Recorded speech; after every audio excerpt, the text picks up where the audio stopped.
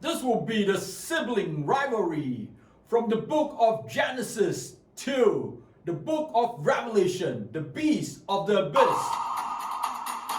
Genesis 15:4, God promised Abraham that his offspring will be as numerous as the stars in heaven. Genesis 17:5, God told Abraham that he will be the father of many nations. Presently, there are 4.2 billion people, or 54% of the world population, believing that Abraham is their ancestor through direct bloodline or through covenant. The word Allah and Elohim has the same root word meaning God. Therefore, Judaism, Christianity, and Islam has the same one God. Genesis 17:8, God covenanted with Abraham, giving him the whole land of Canaan as the promised land. Galatians 3:29, so if you belong to Christ, you belong to Abraham's seed and heirs to the promise. Galatians 4:24, figuratively speaking, there are two covenants, one of Hagar and one of Sarah. Genesis 17:20, through Hagar's covenant, Ishmael will be fruitful and increase greatly in numbers and will become a great people. Ishmael is recognized by Muslims as their ancestors for several prominent Arab tribes and also the forefather of the Prophet Muhammad. Therefore, either through direct bloodline or religious belief, there are currently 1.9 billion Muslims, which is 24% of the world population. This is in fulfillment of God's promise to Abraham and Hagar, according to the scriptures. Genesis 16:12, Ishmael will be like a wild donkey. His hands will be against everyone, even hostility towards his own siblings. Ishmael bin Kathir, a widely influential Islamic historian, exegete, and scholar, once stated that 60% of the world violence happened in the land of Muslims. For example, in the Promised Land with the Palestinians, in China, Xinjiang camp, and also Rohingya in Myanmar and Kashmir, and Muslim-Christian conflict in Indonesia and the three provinces near the border in Thailand. Even among Muslims, since after the death of Prophet Muhammad in AD 632, between Shia and Sunni Islam. This is the reason why the Bible referred these people as the beast since Genesis, and finally in the book of Revelation. Genesis 16:9, the angel of the Lord told Hagar to return and submit herself to her mistress Sarah. The word Muslim and Islam in Arabic means to submit and to be in submission.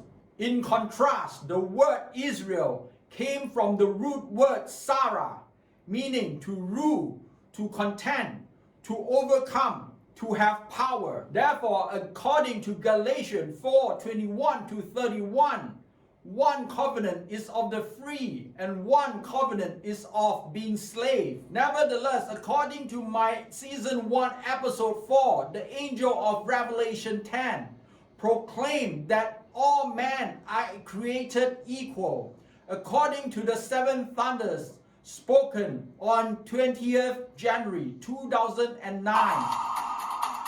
So to whom does the promised land belong to? According to Genesis 15:16, 26:3, and 28:13, the inheritance belonged to Isaac and to Jacob, whose name is Israel. In fact, Quran also agreed with this.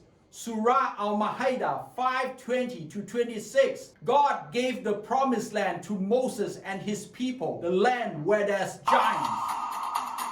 However, when the Jewish state falls under the Roman era, Muslim forces defeated the Byzantine in AD 632 and occupied the Promised Land. AD 1096-1271, Crusaders tried to recapture the Promised Land back from Islamic rule. After World War II, the Jews that has returned to the Promised Land declared independence from the British-controlled Palestine, establishing the new state of Israel in 1948 in fulfillment of Isaiah 66:8. However, the inheritance rivalry between the two siblings will reach an all-time high when Donald John Trump, representing John in Revelation 11, measuring the temple court in Jerusalem and thereby starting a riot in the holy city for 42 months, according to my season 1, episode 6. Exodus 3:7. The Lord maintains love to thousands, forgiving wickedness, rebellions, and sin. Yet he does not leave the guilty unpunished, punishing the children for the sin of their fathers to the 3rd and 4th generations. Season 1, episode 1, the fallen angel came from the abyss. Revelation 13, the beast also came from the abyss. So what is the connection between the abyss and Islam? Figuratively, the negative spiritual impact of the abyss came not just from God cursing the ground during the time of Adam and Eve, but also from the first rivalry between the siblings, Cain and Abel. The blood of Abel seeped into the ground and caused Cain to wander all across the earth. Coincidentally, the name Hagar means to wander. In Genesis 16:9, the angel of the Lord told Hagar to get back to Sarah and not to wander anymore. Even when Hagar was asked to leave Abraham, the Spirit of the Lord is with Ishmael, and they live together in the wilderness of Haran. Cain killed Abel because God did not take notice of him. The Hebrew word Isha'ah means to gaze away. Compare this to Genesis 16:13, when Hagar gave the name of the Lord, "You are the one who sees me." And she also said, "I have seen the one who sees me." This is so emotional. It's like God has forgiven Cain through Hagar and Ishmael, and that God has taken notice of them, has stopped their wandering, and has reunited to live with them once more. Thus, the beast of the abyss is the final test for the spirit of Cain and of the covenant for Hagar and Ishmael.